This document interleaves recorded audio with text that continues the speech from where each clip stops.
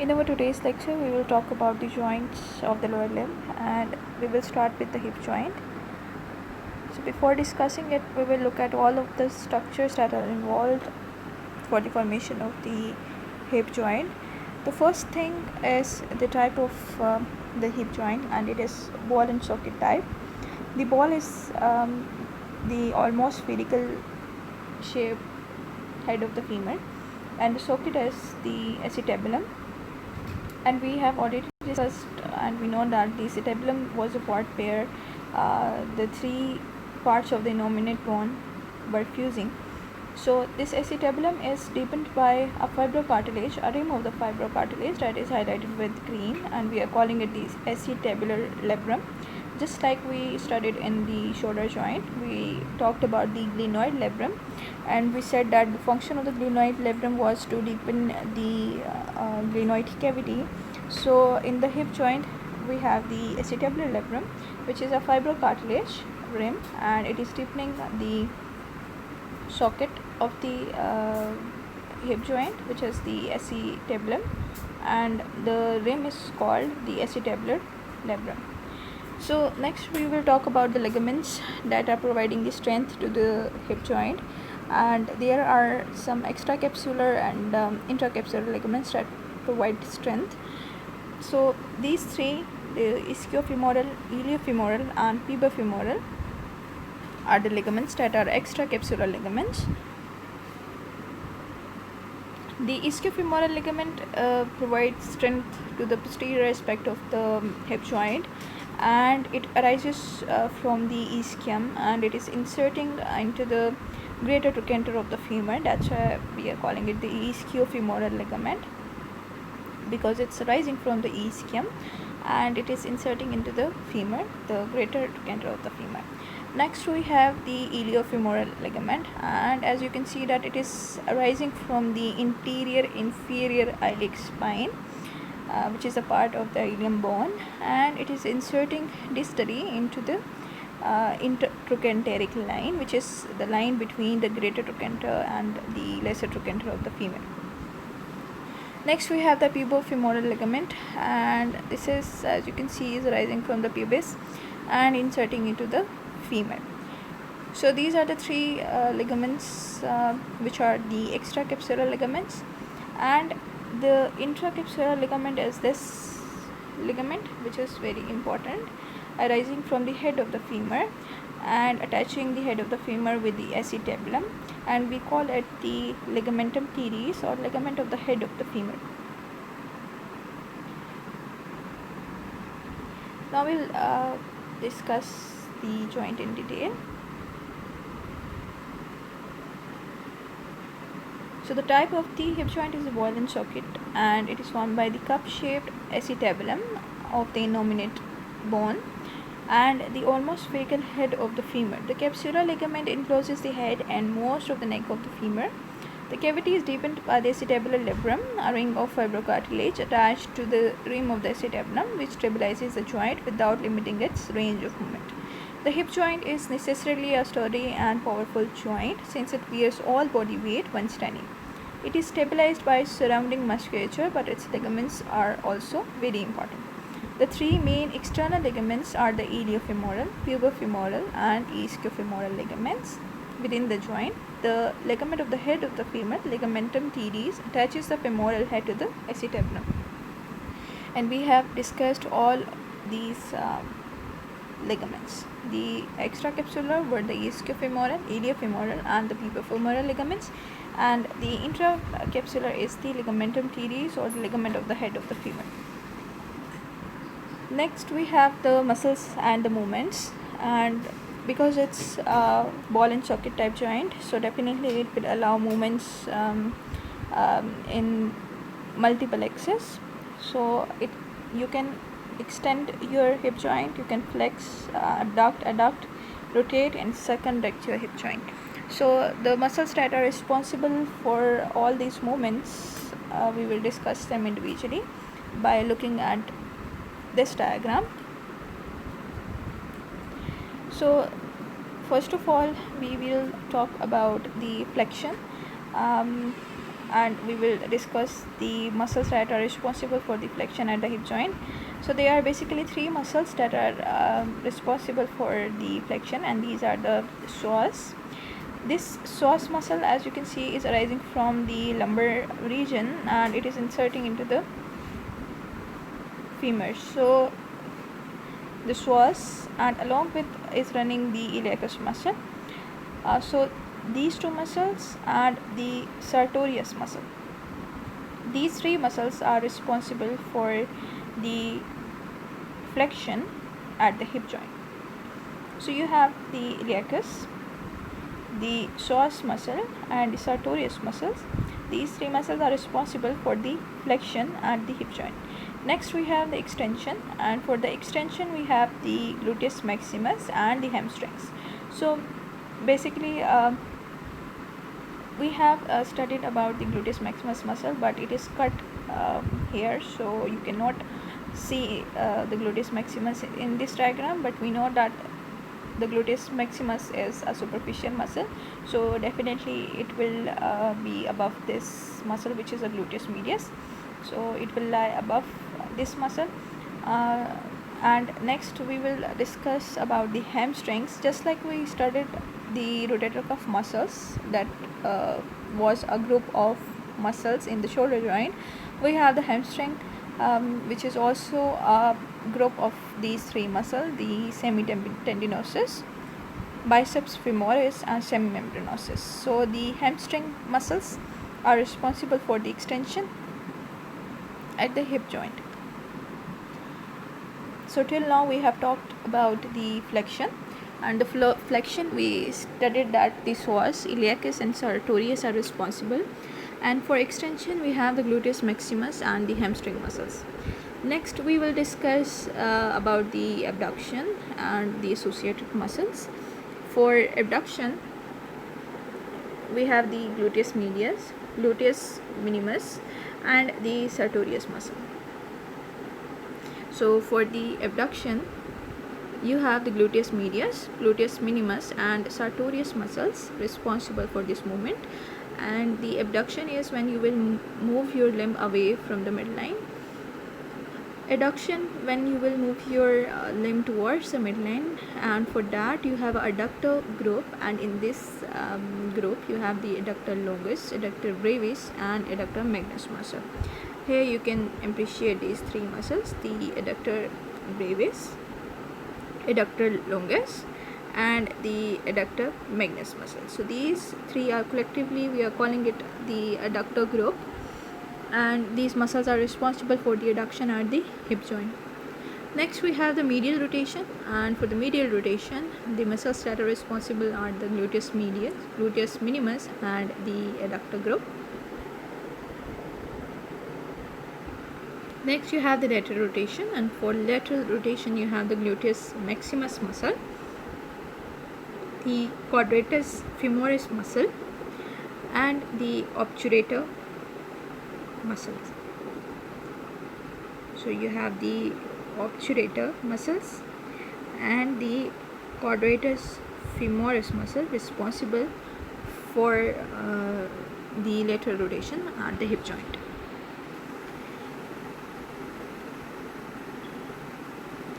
Next we will talk about the knee joint, and knee joint is a very complex joint, and just like in the hip joint, the strength to this joint is provided by the extracapsular and intracapsular structures, and the type of this joint is hinge type, and the bones that take part in the formation of this joint are the condyles of the femur, the condyles of the tibia and the posterior surface of the patella. And we know that the patella is the roughly triangular shaped sesamoid bone. So the posterior surface of the patella will take part in the formation of the knee joint, and the type of this joint is a hinge type.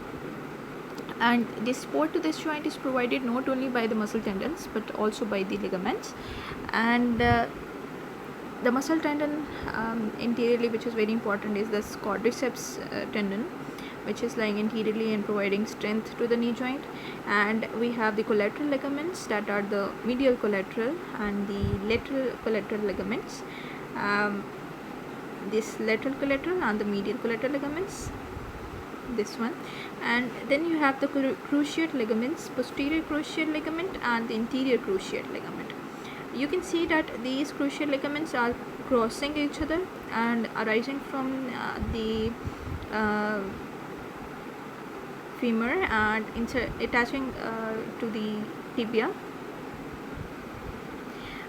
or we can say that these are extending from the intercondylar notch. These are the two condyles of the femur, and between these two condyles is a notch which is called the intercondylar notch of the femur, and attaching to the intercondylar eminence of the tibia. This is the eminence of the tibia.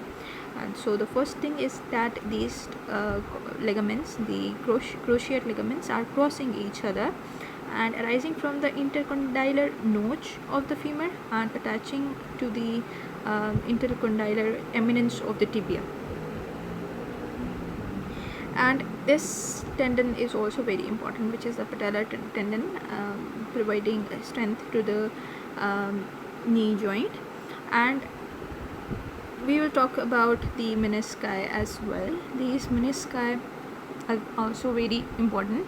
These are the semilunar cartilages, and they are thick on their outer edges, and these menisci are made up of white fibrocartilage, and they are lying on the top of the tibial condyles, and they basically prevent the lateral displacement of the bones and provide the cushion to the joint. And you can see that these menisci are basically not surrounded by the serous membrane. Okay, so there will be fat pads and bursae as well to provide the stability to this joint. Now we will discuss it in detail. So the knee joint is the body's largest and the most complex joint. It is a hinge joint formed by the condyles of the femur, the condyles of the tibia, and the posterior surface of the patella. The interior part of the capsule is formed by the tendon of the quadriceps femoris muscle, which we just saw. You can see that the interior part is formed by this tendon, which is the quadriceps femoris tendon, which also supports the patella.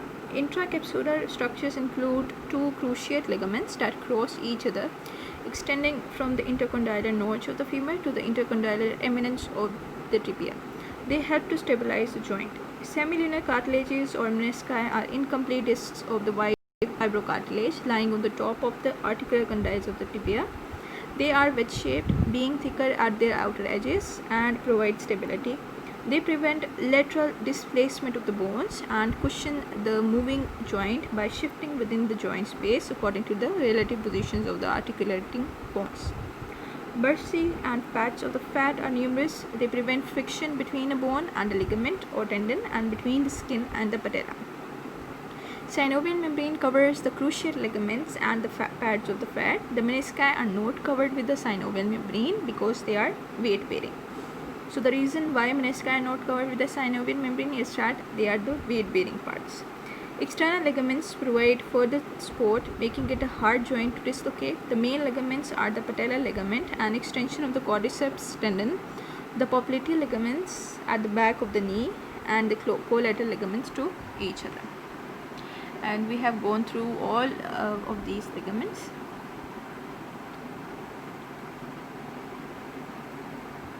Next we have the muscles and the movements, and the movements that are possible in the knee joint are the flexion, extension, and the locking and unlocking of the knee joint, which is really very important, and we will talk about the locking and unlocking of the knee joint. So the locking of the knee joint is when you extend your knee joint, and this locking basically allows you to stand for the longer period of the time, and it occurs when your leg is fully extended, or we can say that your femur basically rotates medially during the last 30 degrees of the movement, which is the extension.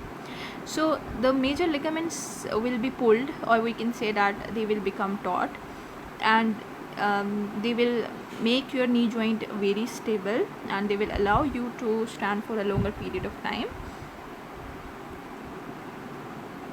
And when you will flex your knee joint, then your femur will rotate laterally, and it will be unlocked. So there are muscles involved for these two movements as well.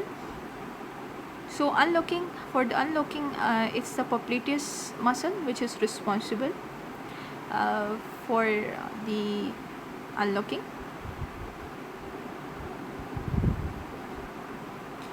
In this image, you can see that when your knee is flexed, the femur is rotated laterally and unlocking the knee joint.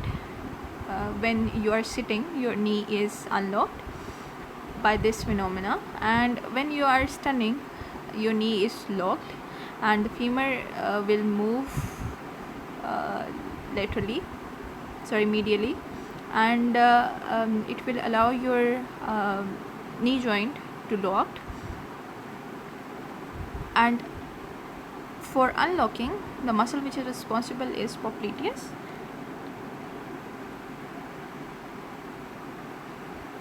And for the extension at the knee joint, the muscles that are responsible are the quadriceps femoris, and the principal flexors of the knee joint are the gastrocnemius and the hamstring muscles.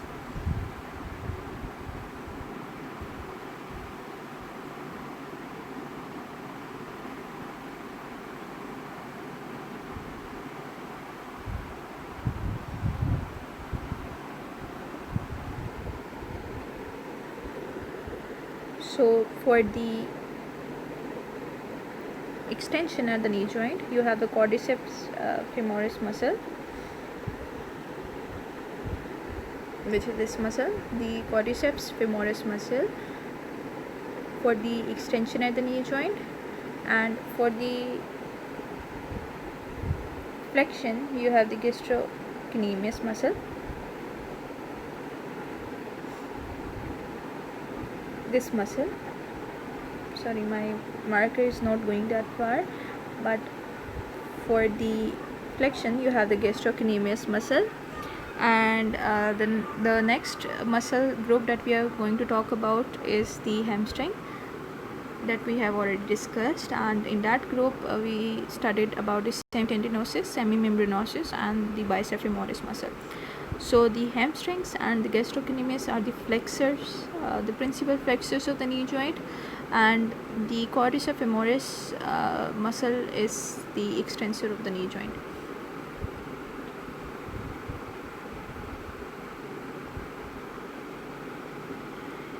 Next we have the ankle joint, and the type of the ankle joint is the hinge type,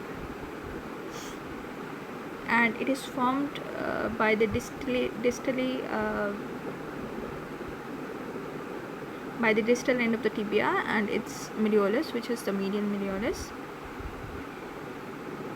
The distal end of fibula, lateral malleolus, and the talus. And there are ligaments as well that provide strength to this joint, and these are the deltoid and the anterior, posterior, medial, and the lateral ligaments. Then we will talk about the muscles that are involved for the possible movement at the ankle joint, and the possible movements are the dorsiflexion and the plantar flexion. Inversion and eversion of the foot occur between the tarsal bones and not at the ankle joint.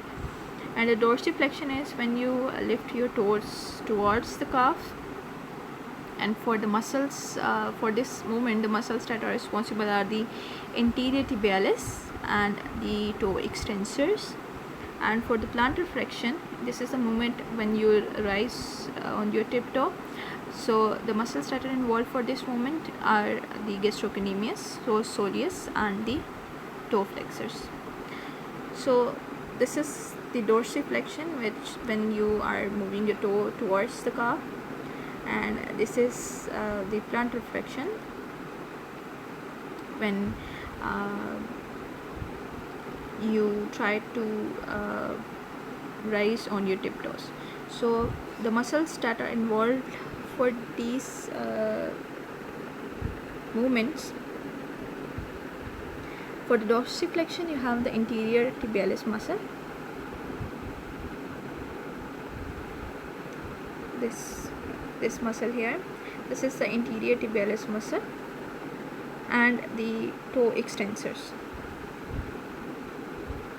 And there are many toe extensors, and they are extensor digitorum longus brevis, which act upon the toes, and the extensor hallucis brevis and extensor hallucis longus that act upon the big toe. Here you can appreciate the extensor hallucis longus and the extensor digitorum longus as well. So for the dorsiflexion you have the anterior tibialis and these toe extensors, and for the plantar flexion you have the gastrocnemius. Gastrocnemius muscle is cut, so you can only appreciate the head of these two muscles, but you can appreciate the flexors, and these flexors are basically important for the plantar flexion. And the soleus is also involved in the plantar flexion. So for the plantar flexion you have the gastrocnemius, soleus, and the toe flexors, and these toe flexors are the flexor digitorum longus, flexor hallucis longus, and flexor hallucis brevis.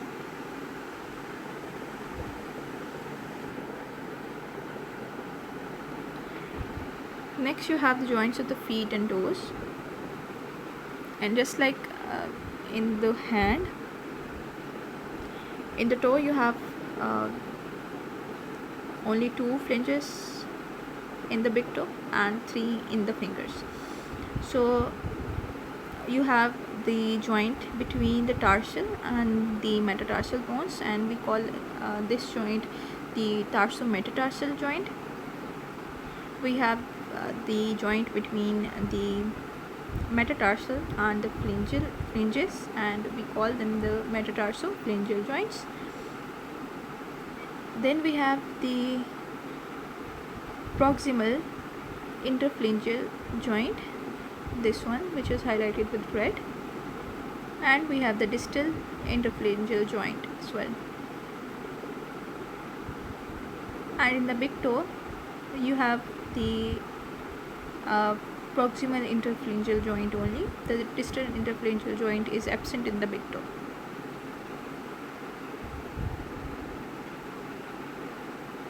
So there are a number of synovial joints between the tarsal bones, between the tarsal and the metatarsal bones, between the metatarsals and the proximal phalanges, and between the phalanges. Movements are produced by the muscles in the leg with long tendons that cross the ankle joint, and by the muscles of the foot. The tendons crossing the ankle joint are wrapped in the synovial sheaths and held close to the bones by the strong transverse ligaments. They move smoothly within their sheaths as the joints move. In addition to moving the joints of the foot, these muscles support the arches of the foot and help to maintain the balance.